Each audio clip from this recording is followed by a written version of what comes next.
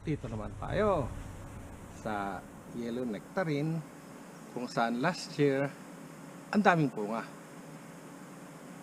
Ito ngayon 2024. Ano kaya ang mga bunga nito? Maganda pa rin o pangit na? Madami pa rin siyang bunga, mga kaibigan. At shout out lahat sa inyo na nanonood.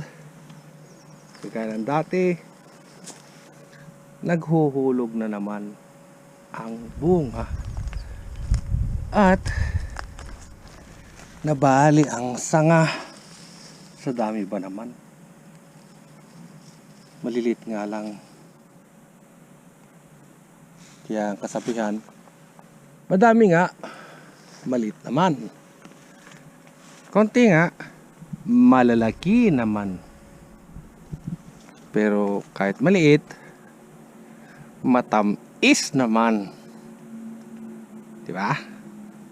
Kaya tayo po'y mag-aaning muli ng ating ampalaya pangit. Itong yellow nectarine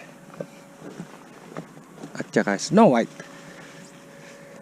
Kadaming bunga. Ayan oh. Anong Tagalog ng sayang? Wala. What a waste. So dami, hindi ko na kayang ubusin. Oh, look at that. Puro hinog na. Dati ulag. Wala naman siguro. Saan ko kaya bibigay ito? Yellow nectarine. Namamatay kasi kulang sa dilig. Gaya ng iba dyan, kulang sa dilig. Yan. Vlogger. Mahirap talaga ng vlogger. Mamimitas ka na lang. Si-set up mo pa yung mga video mo. Tapos wala namang nanonood. Okay lang. Basta happy naman. Kaunti lang. Ang ating pipitasin. Bali na magulog. Fertilizer naman. Oh my God. Oh my God.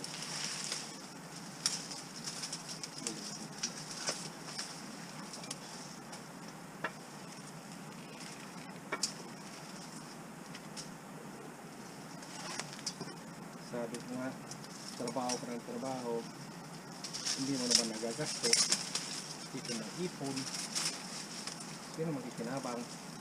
Kagaya nito, sa dami ng bunga, ikinabang lupa.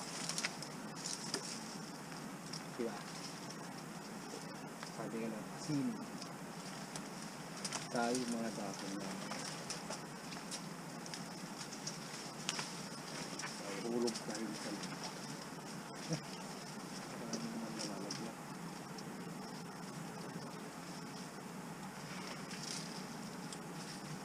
Diba?